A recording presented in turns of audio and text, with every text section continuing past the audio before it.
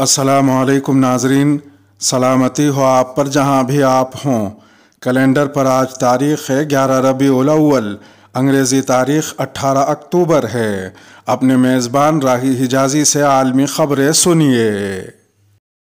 افغانستان کے لیے اقوام متحدہ کی ہنگامی امداد کی کھیپ ازبکستان پہنچ گئی۔ اقوام متحدہ کی ایجنسی برائے مہاجرین کا کہنا ہے کہ افغانستان کے لیے 3 میں سے پہلی ہنگامی فضائی امداد جمعے کو ازبکستان کے قصبے ترمز پہنچ گئی۔ بقیہ 2 پروازیں بھی اسی ہفتے وہاں پہنچ رہی ہیں۔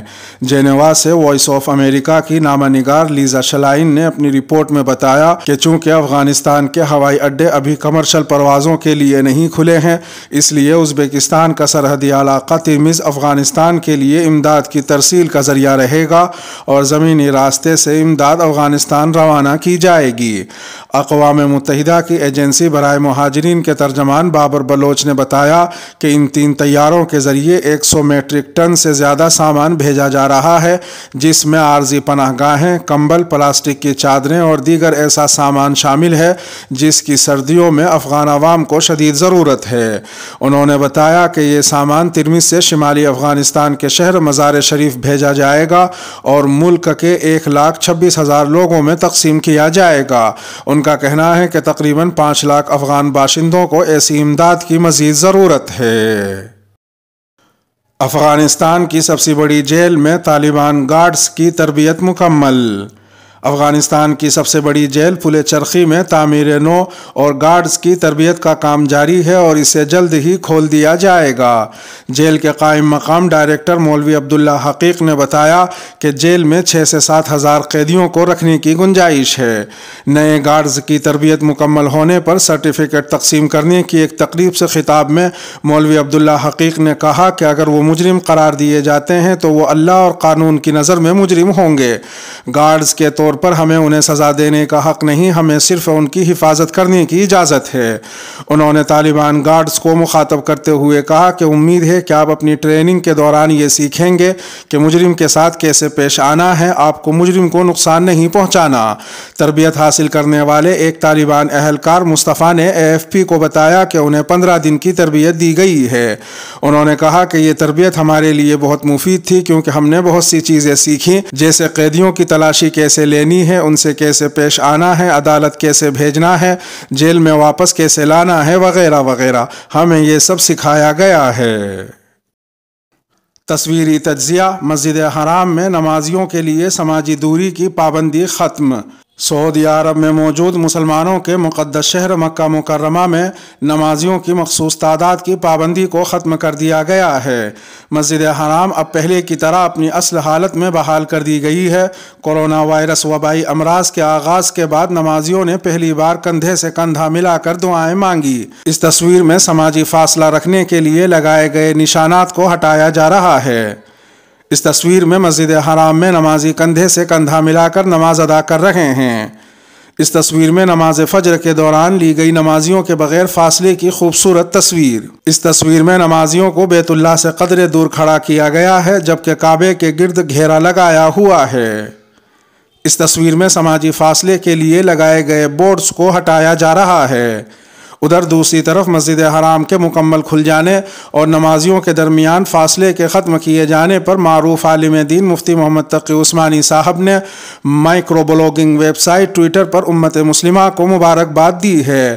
انہوں نے ٹویٹ کیا: اللہ تعالیٰ کا ہزاروں بار شکر کہ مسجد حرام نمازوں کے لیے کھل گئی اور حرمین شریفین میں نمازیوں کے درمیان فاصلہ بھی ختم کر دیا گیا۔ امت کو مبارک ہو۔ پاکستان نے افغانستان کو امدادی سامان کے مزید 16 ٹرک عطیہ کر دیے۔ پاکستان نے جنگ زدہ ملک افغانستان کو انسانی بحران سے بچانے کی کوششوں کے پیش نظر امدادی سامان کے مزید 16 ٹرک افغان عوام کے حوالے کیے ہیں۔ افغانستان میں پاکستان کے سفیر منصور احمد خان نے بتایا کہ امدادی سامان افغان وزیر پناہ گزین حاجی خلیل الرحمن حقانی اور نائب وزیر برائے IDPs کے حوالے کیا گیا۔ انہوں نے کہا کہ امدادی کھیپ میں کھانے پینے کی اشیاء کے علاوہ کمبل بھی شامل ہیں۔ امدادی سامان فراہم کرنے کا مقصد متاثرہ لوگوں کی مدد کرنا ہے۔ یاد رہے کہ 19 ستمبر کو طورخم بارڈر پر پاک افغان کوآپریشن فورم کی طرف سے افغانستان کو 17 ٹرکوں پر مشتمل اشیاء خوردونوش افغان حکام کے حوالے کی گئی تھیں۔ امریکہ کی ترکی کو F-35 کے بجائے F-16 طیارے دینے کی پیشکش۔ ترکی کے صدر رجب طیب اردوغان نے کہا ہے کہ امریکہ نے F-35 لڑاکا طیاروں کے پروگرام میں کی گئی سرمایہ کاری کے بدلے میں انقرہ کو F-16 جنگی طیارے فراہم کرنے کی پیشکش کی ہے۔ امریکی موقف میں تبدیلی ترکی کی جانب سے روس کے فضائی دفاعی نظام S-400 خریدنے کا نتیجہ بتائی جاتی ہے۔ واشنگٹن انقرہ کو بار بار روسی دفاعی نظام کی خریداری پر خبردار کر چکا ہے۔ امریکہ کی طرف سے نئے F-16 کا معاملہ F-35 سے منسلک کیا گیا ہے، تاہم ترک صدر کا کہنا ہے کہ ان کی حکومت نے امریکہ کو F-35 طیاروں کی خریداری کے عوض $1.4 ارب کی رقم ادا کی تھی۔ اردوغان نے وضاحت کی کہ نئی جنگی طیاروں کے حصول کی درخواست انقرہ کی دفاعی ضروریات کے پیش نظر کی گئی تھی، تاہم انہوں نے یہ نہیں بتایا کہ آیا وہ امریکہ سے کب تک اور کتنے جنگی طیارے خریدنا چاہتے ہیں۔ رائٹرز نے باخبر ذرائع کے حوالے سے بتایا کہ ترکی نے امریکی طیارہ ساز کمپنی لاک ہیڈ مارٹن کے 40 نئے F-16 لڑاکے طیارے خریدنے اور موجودہ 80 جنگی طیاروں کو اپ گریڈ کرنے کے لیے امریکہ درخواست دی تھی۔ ماسکو میں افغان وفد کی قیادت کون کریں گے؟ طالبان نے کہا ہے کہ وزیر اعظم کے دوسرے نائب ملا عبدالسلام حنفی اس ہفتے ماسکو اجلاس میں شرکت کے لیے مقررہ وفد کی قیادت کریں گے۔ طالبان کے ترجمان انعام اللہ سمنگانی نے کہا کہ امارت اسلامیہ ماسکو کانفرنس سے فائدہ اٹھائے گی اور دنیا کے ممالک کے ساتھ جلد از جلد جائز تعلقات قائم کرنے کی کوشش کرے گی۔ انہوں نے مزید کہا کہ افغانستان کی اسلامی امارت کی حکومت کا ایک اعلیٰ سطحی وفد ماسکو کانفرنس میں نائب وزیر اعظم ملا عبدالسلام حنفی کی قیادت میں شرکت کرے گا۔ وہ مختلف ممالک کے نمائندوں کے ساتھ افغانستان سے متعلق مختلف مسائل پر بات چیت کریں گے۔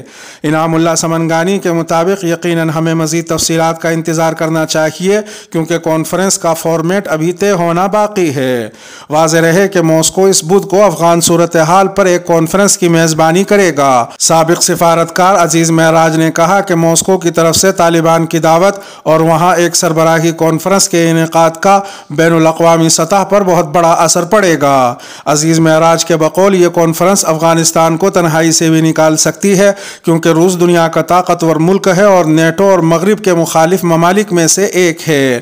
ادھر دوسری طرف قومی مصالحت کی اعلیٰ کونسل کے سابق چیئرمین عبداللہ کے قریبی ذرائع نے دعویٰ کیا کہ اس کانفرنس میں سابق صدر حامد کرزئی اور عبداللہ کو بھی مدعو کیا گیا ہے، لیکن روس نے ٹویٹ کیا کہ حامد کرزئی یا عبداللہ کی شرکت کی خبریں درست نہیں ہیں۔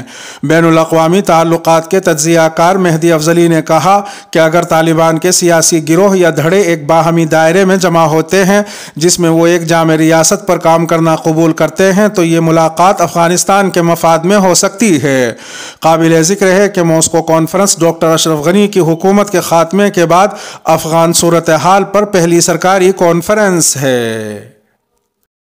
PDM نے مہنگائی کے خلاف ملک گیر تحریک چلانے کا فیصلہ کر لیا۔ پاکستان ڈیموکریٹک موومنٹ یعنی PDM نے ملک میں بڑھتی ہوئی مہنگائی کے خلاف ملک گیر تحریک چلانے کا فیصلہ کیا ہے، جبکہ شہباز شریف اور مولانا فضل الرحمان کے درمیان قوم کو مسائل اور معاشی تباہی سے نجات دلانے کے لیے سڑکوں پر آنے پر اتفاق ہوا ہے۔ مولانا فضل الرحمان اور شہباز شریف نے ملک بھر میں احتجاجی ریلیاں اور مارچ کرنے کی بات پر اتفاق کیا کہ قوم کو مہنگائی، بے روزگاری اور معاشی تباہی سے نجات دلانے کے لیے گھروں سے باہر آنا ہوگا۔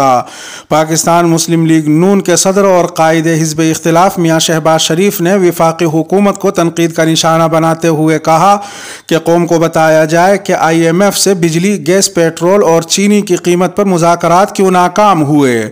انہوں نے مزید کہا کہ عوام مہنگائی سے لہولہان ہیں، ان کا معاشی قتل اب بند ہونا چاہیے۔ بل گیٹس کی بیٹی نے مسلمان دوست سے شادی کر لی۔ माइक्रोसॉफ्ट के बानी बिल गेट्स की बेटी जेनिफर गेट्स ने अपने मुसलमान मिस्री दोस्त नाइल नासिर से शादी कर ली है।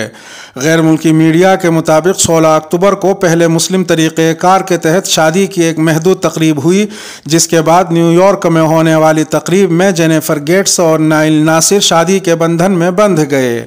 मीडिया रिपोर्ट्स के मुताबिक इस शादी में $20 लाख का खर्चा आया, जबकि शादी वाले दिन हुक्काम ने सड़कें ट्रैफिक के लिए बंद कर दी थीं। गैर मुल्की मीडिया रिपोर्ट्स के मुताबिक शादी की यह तकरीब जेनिफर के वेस्ट चेस्टर हॉर्स फार्म में मुनाकिद हुई, जिसमें सैकड़ों मेहमान शरीक हुए। वाज़ेह है कि जेनिफर गेट्स और नाइल नासिर के दरमियान 2017 से करीबी ताल्लुकात थे और 30 जनवरी 2020 में दोनों ने मंगनी कर ली थी। जेनिफर गेट्स अपनी शादी के मौके पर सफ़ेद रंग के लिबास में नजर आईं। इसके साथ ही वीडियो का इख्तिताम हुआ। अपने मेज़बान राही हिजाज़ी को दीजिए इजाज़त। सलामती हो आप पर जहां भी आप हों।